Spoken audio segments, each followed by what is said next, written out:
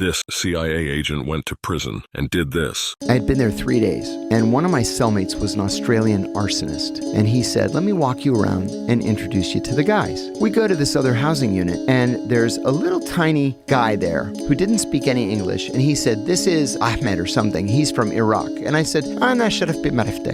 It's very nice to meet you. Turns out he was there on a terrorism charge. He was the imam of some mosque in New York, and somebody was trying to sell a Stinger missile to somebody, and he translated the bill of sale, and he got wrapped up in this terrorism case. So I get called into the lieutenant's office the next day. And usually if you're being called into the lieutenant's office, you're going straight to solitary. So I hear my name, Kiriakou, lieutenant's office, immediately. Always with the immediately. And they know you can't do it immediately because all the doors are locked. I said, you wanted to see me. And they have this guy's picture on a computer screen. You know this guy? I said, I don't know him. I met him yesterday. Oh yeah?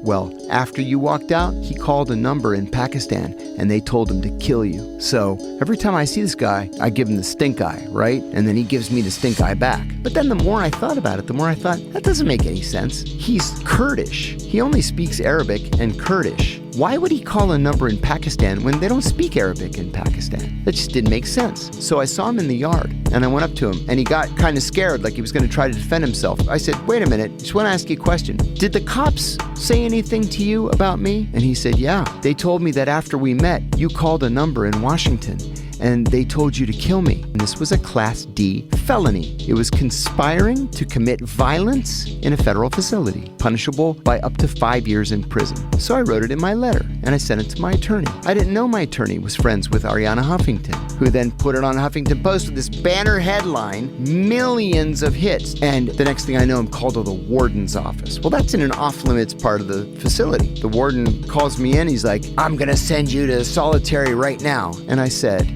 Warden, with all due respect, I've gone nose to nose with Al-Qaeda, Hezbollah, with the Iranians, and you want me to be afraid of you? Give me some credit. He said, yeah, we'll see what you say when you've spent some time in solitary. I said, I've lived in Yemen, in Pakistan. I'm not afraid of your Loretto, Pennsylvania solitary. Besides, I said, go ahead and send me to solitary. CNN's going to be waiting for you next to your car in the parking lot. And I just looked at him. I never went to solitary. Not for a minute. Wow.